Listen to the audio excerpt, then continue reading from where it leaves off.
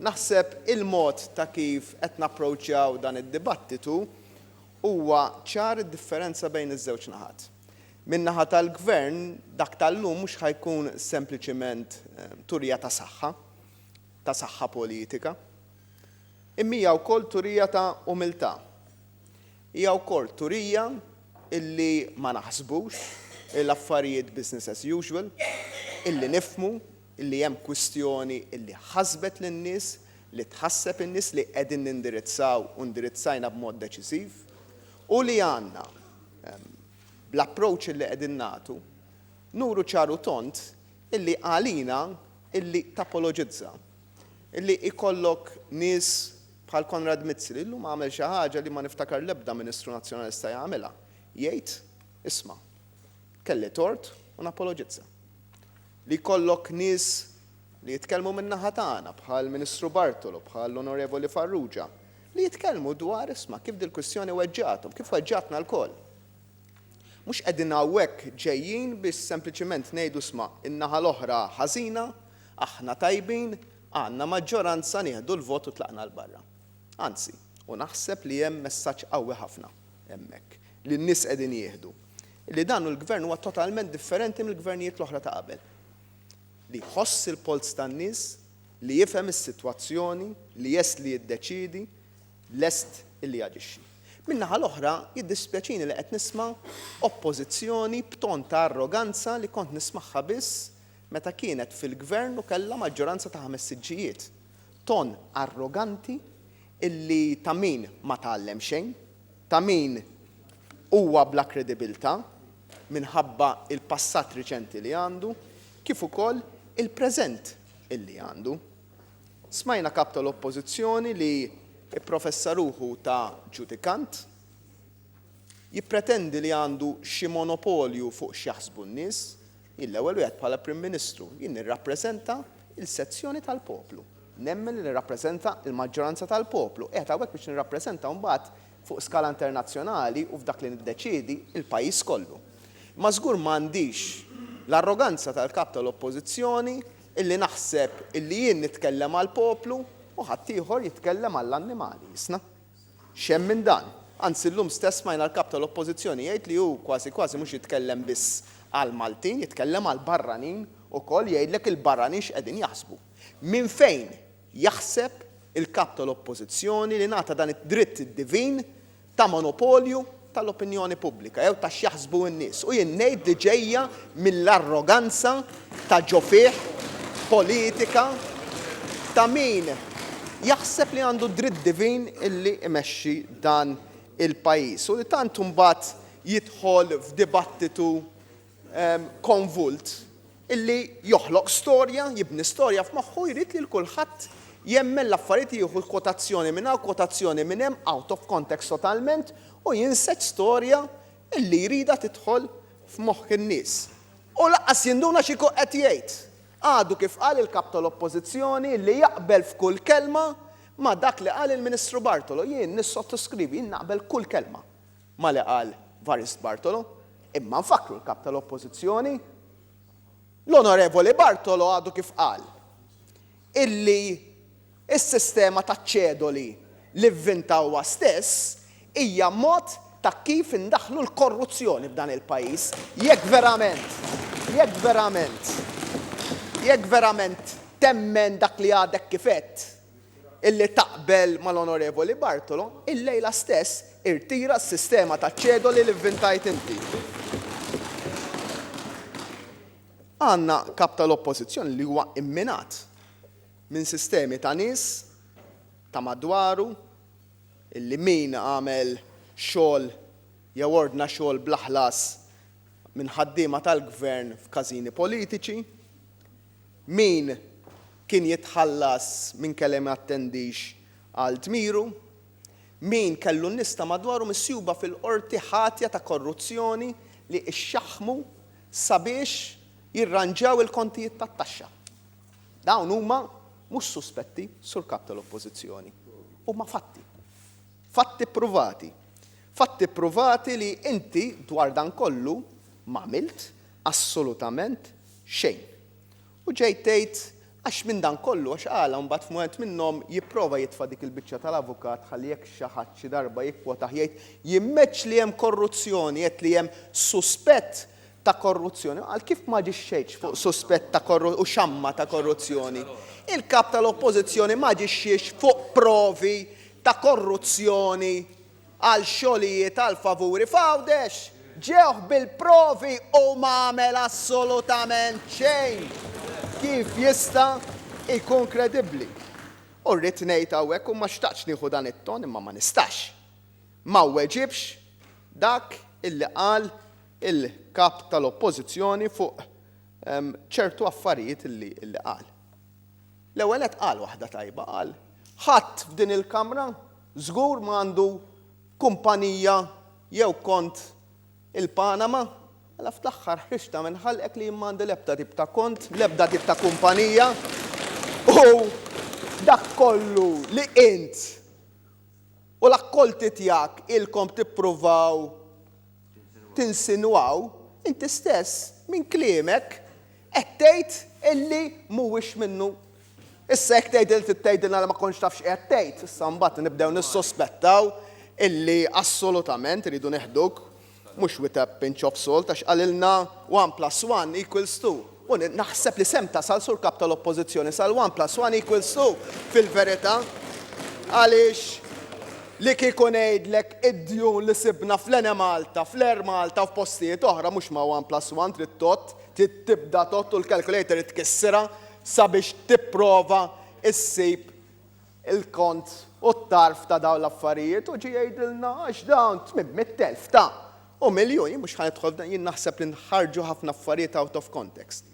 Imma jekk kien dan il-mod moqżis, mux ħanirreġixxi bl-istess mod moqżis, imma nfakru l-kap tal-oppożizzjoni, jekk hawn xi ħadd minna tnejn illa ħa miljun b'direct orders u b'tenders mingħand il-gvern kienu li daħħalhom dawn il-flus, dawn il-miljun. U jekk hawn xi ħadd illi għandu miljun oħra fil-bank, huwa id-deputat kap tiegħu. Fuq kollox, ġifieri imma rridx nieħdu din id-drift. Imma dan il-punt irrid insemmih. Għax mhux sew illi nidħlu nippretendu illi aħna il-qaddisin li niġu bil-high moral ground u mbagħad nattakkaw mbagħad minna ħlorek jattakkana l-gvern. Kien hemm ġurnalista qalilha għaliex qed tkun għaliex qed tkun aggressiv miegħi. Jien il-kap tal-oppożizzjoni. Inti tkun aggressiv mal-Prim Ministru, bissek. Jien m'għandix problema, jien kuljum naffaċċja l-ġurnalisti ma ngħidilhomx aggressivi qed jagħmlu xogħolhom, anzi nitbissem meta nkun qed narahom jagħmlu xogħolhom dak il-mod, imma l-kap tal-oppożizzjoni jara naqra. Jippretendi li huwa politiku differenti laqas għandu il-jett il-poplu jiskrutinizzaħ. Jekk xi ħadd jistaqsih mistoqsija, dawn x'affarijiet qed tistaqsini mistoqsija. Lili, il-kap tal-oppożizzjoni kif tista' tistaqsini mistoqsija? Dawn x'affarijiet huma. Sur President, aħna hekk ġejna b'umiltà u b'sodezza. Kif għedt dak li jagħmel Konrad Mizzi u d-diskors tiegħu u d-diskors ta' sħabi wkoll li jixed iva l-emozzjoni interna tagħna. Aħna f'dan l-affarijiet ma ħadniex pjaċir bihom.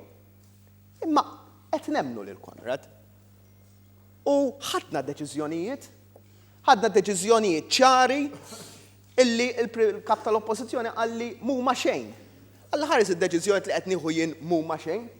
Għax kif nista' niddeskrivija n-nuqqas ta' azzjoni tiegħek fuq il-kollega Mario De Marco. Xejn ta' xejn.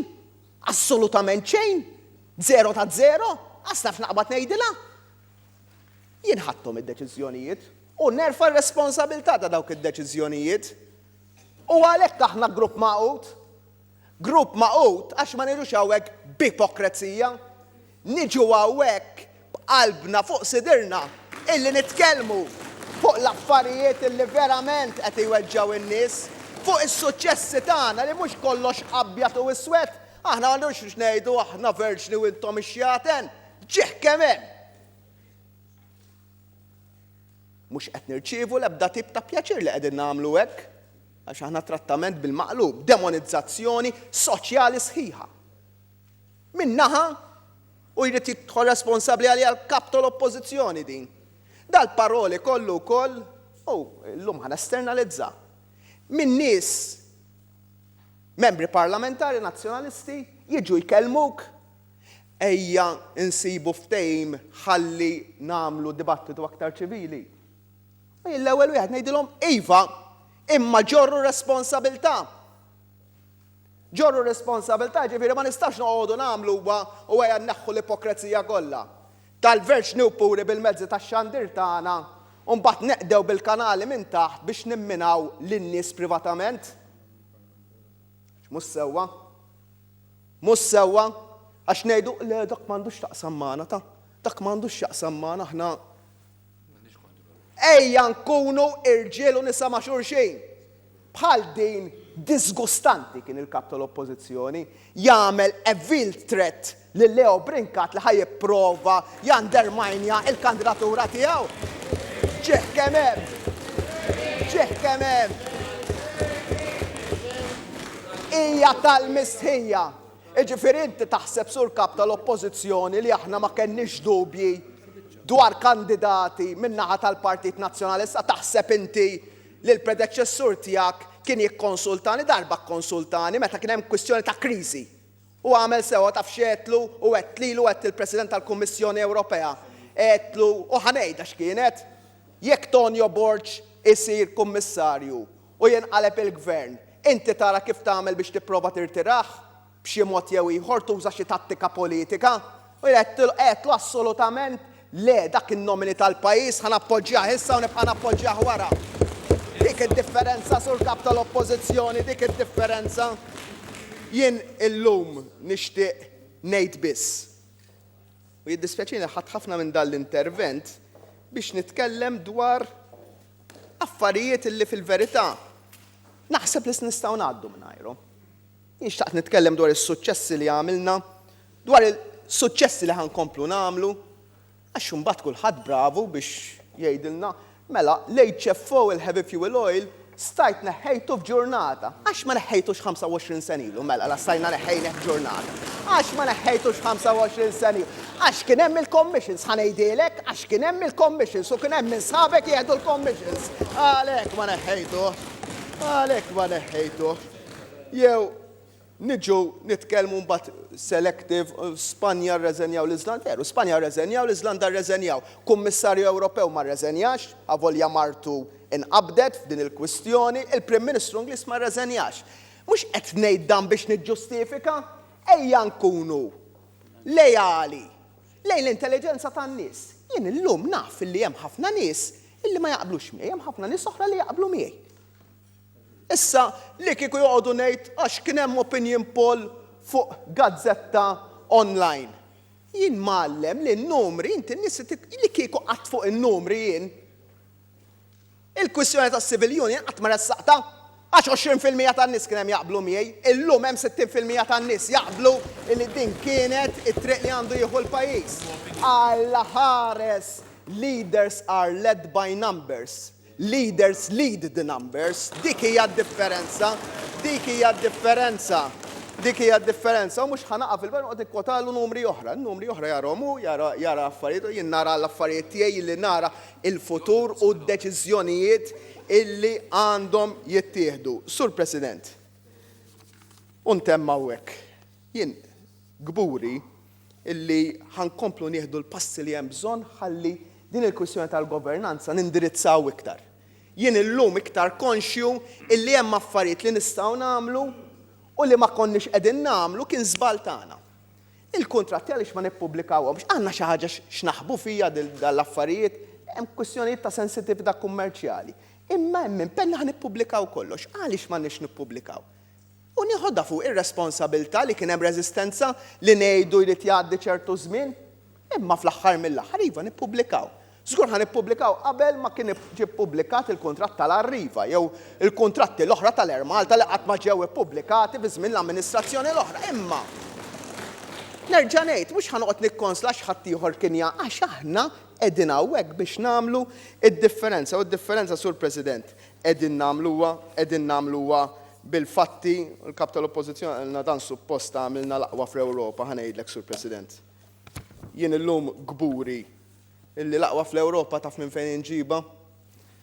Mhux laqgħet ngħid jien.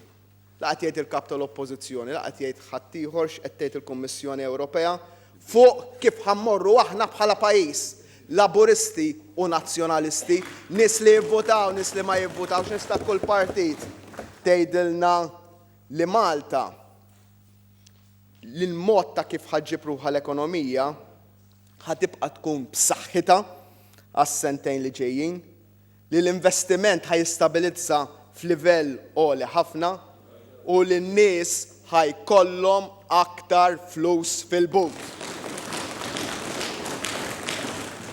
U li meta nara tkabbir fl-ekonomija għal din is-sena aħna mistennijin inkunu mill-ġdid fost l-aqwa fl-Ewropa, dik tfisser l-aqwa fl-Ewropa.